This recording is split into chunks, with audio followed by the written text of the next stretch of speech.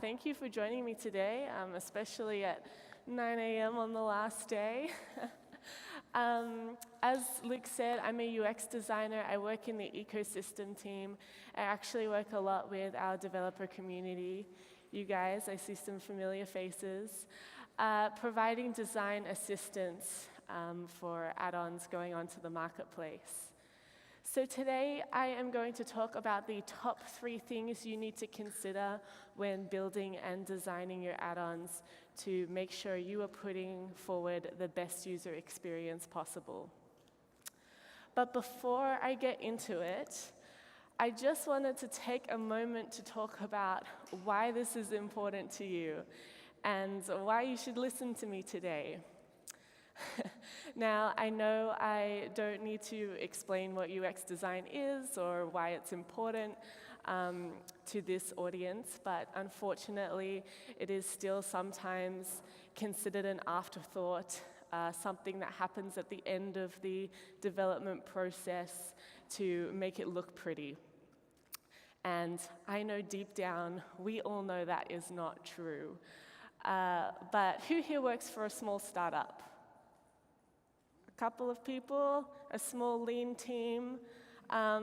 Often, when you're a small startup or a small lean team, we want to get something out the door as soon as possible. You want to get your product out to customers. You want to get it on marketplace so that you can start getting users, start growing your business, and getting paychecks. But that means we often focus on the code and sometimes neglect the design till the very end.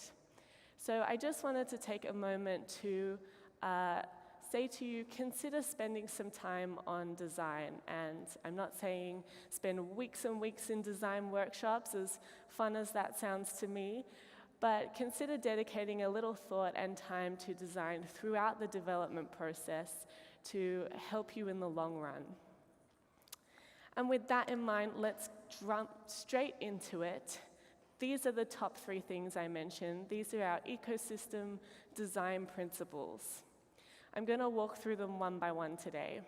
So we have keep it simple, provide meaningful actions, and be harmonious. Let's start with keep it simple. Now, hopefully you're all here because you're either building add-ons for Atlassian products, extending the product functionality, perhaps you're building an integration between another product and an Atlassian product. Either way, I hope you decided to do this because you noticed a gap, an opportunity, or a pain point for the user, and you wanted to fix that. Does that sound familiar to anyone? Is why you're all here? I'm getting 1, 2 hands. Awesome. Well, this brings me to my first point of keep it simple, which is consider the user's workflow. What is the user actually trying to achieve? What are they doing? What is their work? And only give them what they need to achieve that goal. Secondly, remain contextually relevant. Anything that's added to the parent product, and by parent product I mean the Atlassian product, needs to make sense within the context of that product. This will allow users to focus on their work. It won't distract them or confuse them. And finally, this one is very hard for developers, I've found. Don't add random features. Don't add features for the sake of features. I know it is really fun, and you think of all these things you can do, but anything that the user doesn't need will only distract them from their work, clutter the UI, confuse the experience. And those are the things that cause users to uninstall add-ons.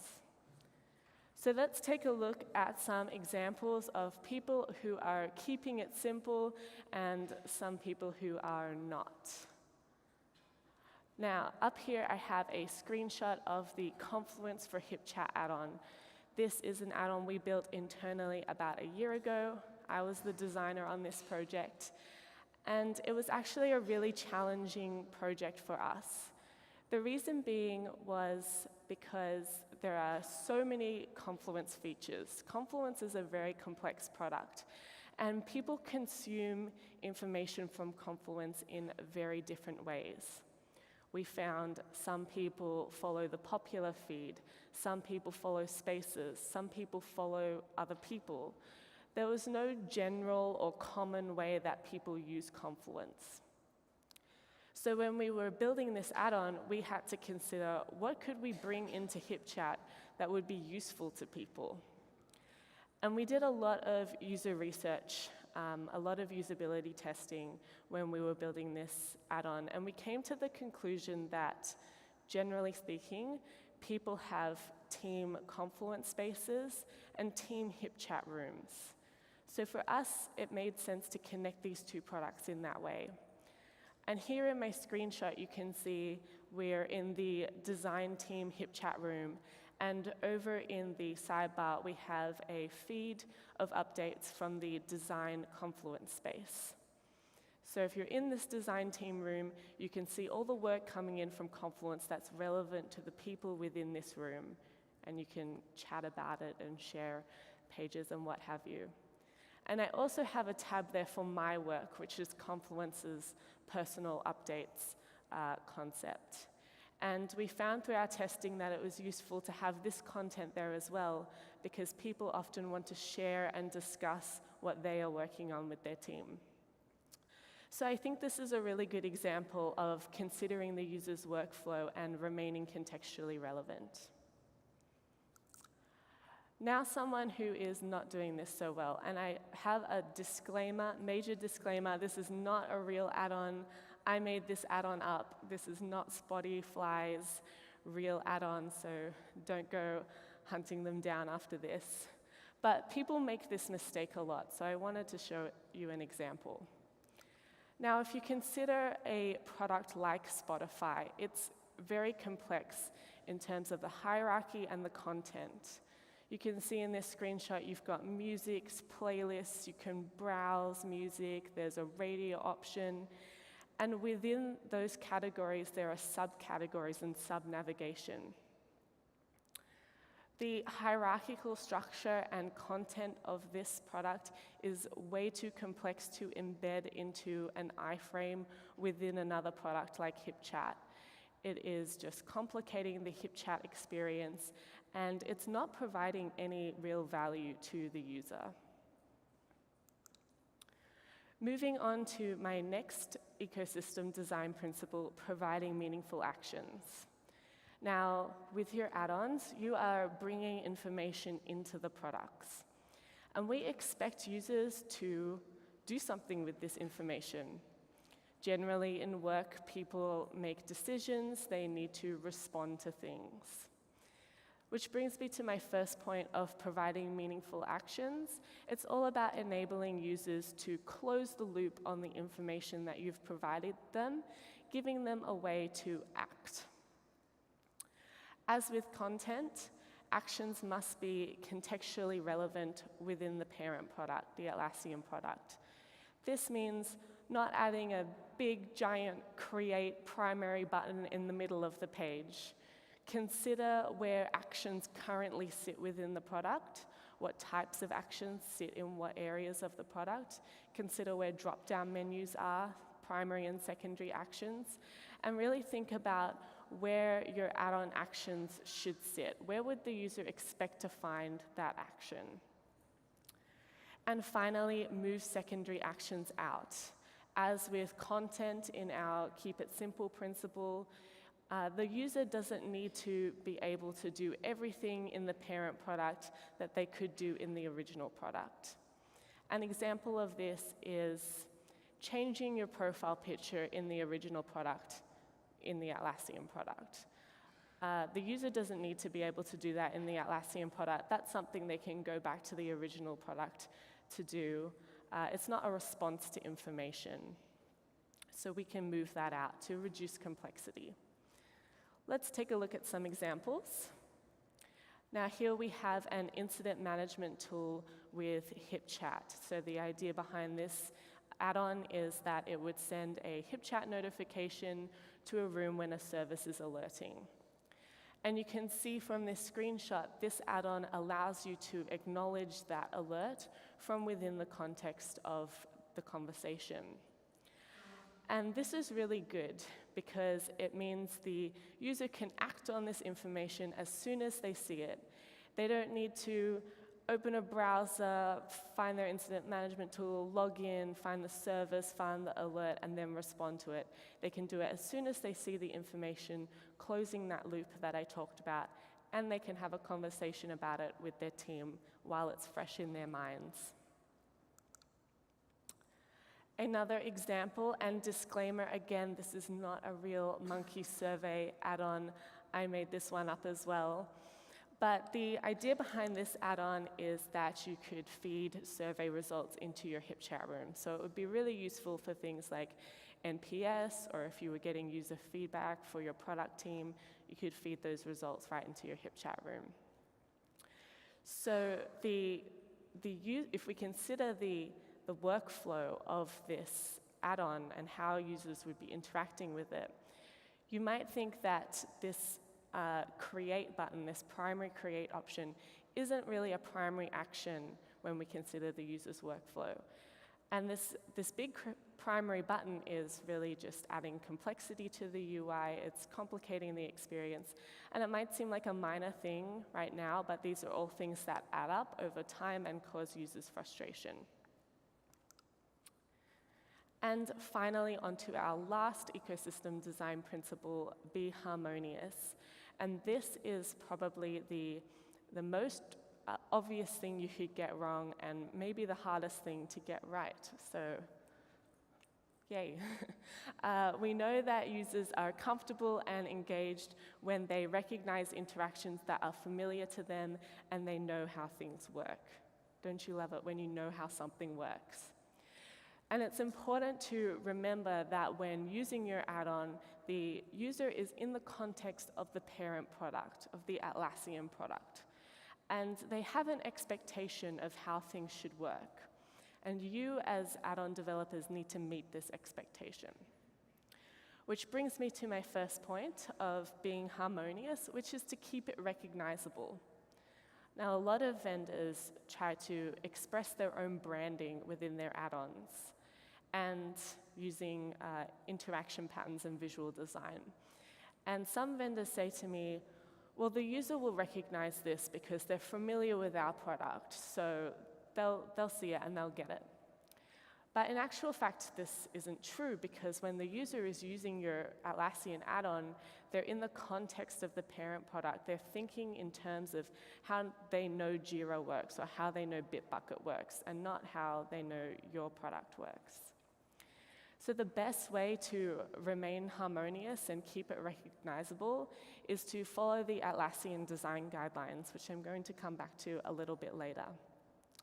And I'm not saying that you can't represent branding within your add-ons. There are definitely ways to do this that doesn't conflict with the parent product UI. You can use things like logos, icons, and text to represent your branding. It's very dependent on the situation, what product and what areas of the product you're using. So if you want to discuss branding options, come up and have a chat afterwards, or meet us over at the feedback zone and we can talk about that. Secondly, to find out if your add-on is working harmoniously, the best thing you can do is to check with your users. Consider asking someone outside your immediate team, hey, if you were using this Confluence page, where would you expect that action to be? Bounce some ideas off them. Or you could do some user testing or user research. And I'm going to come back to user research a little bit later. And finally, follow similar patterns within the parent product. Now, if you build add-ons and you're familiar with the Atlassian design guidelines, you'll know that sometimes the ADG doesn't have a pattern that you need for your add-on that you're looking for. In this case, my recommendation is to do some research into the product, have a play around, see if you can find a pattern that is similar to what you're trying to create, and then copy that pattern. It is a little bit of research, but it means less design work for you, which is awesome, and a consistent experience for the user. Let's take a look at some examples again. Now, this is a real add-on. This is Glyphy for Jira. If you're not familiar with Glyphy, they are a diagramming tool, and they have a Jira add-on to attach diagrams to a ticket. It's a very simple add-on. Now, Jira already has a concept for attachments, attaching files, screenshots, recordings, etc. And what Glyphy have done really well here is they have copied fairly closely Jira's concept of attachments and the UI pattern we have for that. That means that the user has an expectation, they have an understanding of how Glyphy for Jira already works because they're familiar with Jira attachments. You can imagine looking at this page, if there were two different UI patterns for attaching objects here, it would be really confusing. So remember, from a user's perspective, add-ons should behave and feel as part of the parent product. It shouldn't feel like a whole lot of separate individual products crammed onto one web page. Another example, this is a screen recording add-on for Jira. So the use case behind this add-on would be perhaps you have a bug and you want to attach a recording of it. Perhaps you've developed a solution and you want to attach a recording of it for a review.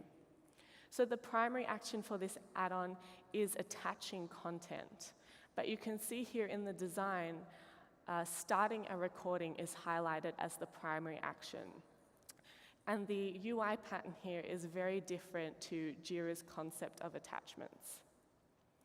Also consider the visual design. We have conflicting fonts and colors here. They're conflicting with the Jira UI. And for Atlassian users, they have an understanding of our blue buttons and our gray buttons, their primary actions and secondary actions. But what does a green button mean to a user? And those are my design principles, our ecosystem design principles, the top 3 things that you should adhere to when building and designing your add-ons. Now I want to talk about some design best practices, some things that you can do to ensure you're producing good design and don't make mistakes like these people. Now, the number one best thing that you can do to help your design in the long term, I bet you can all guess what I'm about to say. I would give away a t-shirt to anyone who got it right, but I don't have that many t-shirts because I know you all know, is talking to users. Now, this is actually a photo of some of our vendors at our last Connect Week doing some user testing with an Atlassian as a user. If you're not familiar with Connect Week, it's our week-long hackathon event. Luke organizes them. We have them about every quarter, and it's an opportunity for you to work with Atlassians on your add-ons. The next one is on the 24th of July. It's in Austin, Texas. It's going to be awesome. So if you are interested in coming, talk to this guy over here. There he is. But back to talking to users. We run user testing labs at Connect Week so that you get an opportunity to try out some usability testing. But I did some research of my own at Connect Week in Amsterdam a couple of months ago into why our vendors aren't talking to their users as much as they probably should. And here's what I found. Most people said they don't have time. It's not a priority, they don't know how to do it, they didn't think it was worth the time, money, or effort, and they didn't consider it. Who can relate to this? A couple of people. All right, well, the rest of you must be user research experts. But for the couple of people who aren't, I'm going to talk through some agile user testing tips to help you get some quick and easy feedback, but most importantly, make sure you're not wasting your time because this is such a valuable tool. So the first thing that you need to do is to make sure you understand who your audience is. What are their behaviors, their demographics? What jobs do they do? What companies do they work for? What size are their teams? This is all really valuable information in understanding who your user is. And a good way to get this information is with a simple survey. You can email a survey out to people using your products and get that information that way.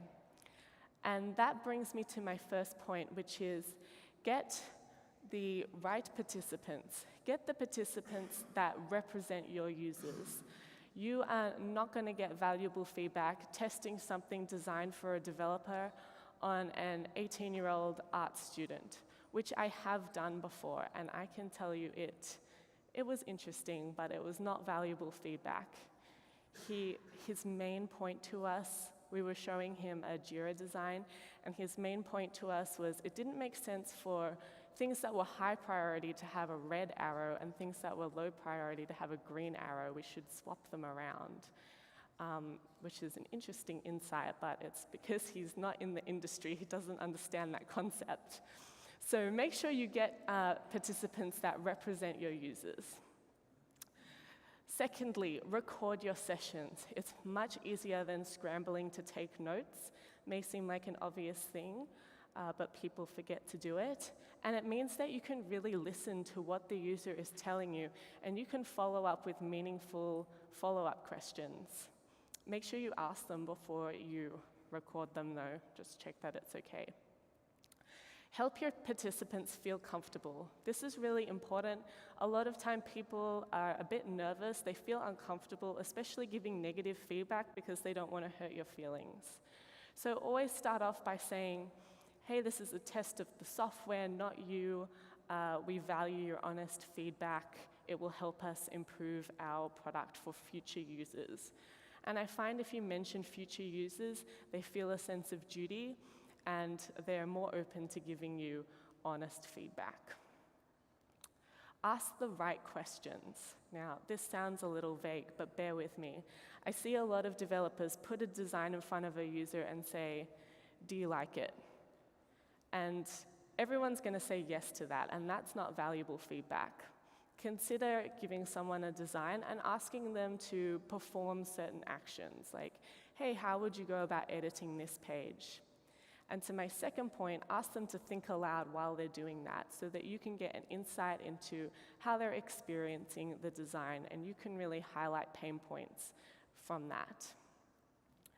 Don't correct them if they're wrong. This is really hard when you've put a lot of effort into a design and someone is sitting there not getting it right and you're thinking, you idiot, it is obvious what to do here. But don't interrupt them, let them struggle with it. Maybe they'll figure it out, and then that will provide some insight to you. If they get it wrong, maybe you need to reconsider the design. And finally, don't jump to conclusions based on what one or two people said. You need to talk to a sample size of users and prioritize feedback based on what comes up most frequently. When I was working on the Confluence for HipChat add-on, I was doing the user testing with a developer, and we spoke to our first user. We had 10 sessions booked in with users. We spoke to the first one, and he went back to his desk and implemented all of the things that that user told us they wanted, which was great for an experiment, but we're not making custom solutions for one person. We're trying to build something for all of our users. So we want to get general feedback. Now, on to my next best practice tip. Oh, no, I'm not. This is a quote from one of our vendors from Connect Week in Sydney. They're actually here. I can't see them right now, but they're here this week. Elevator for Jira.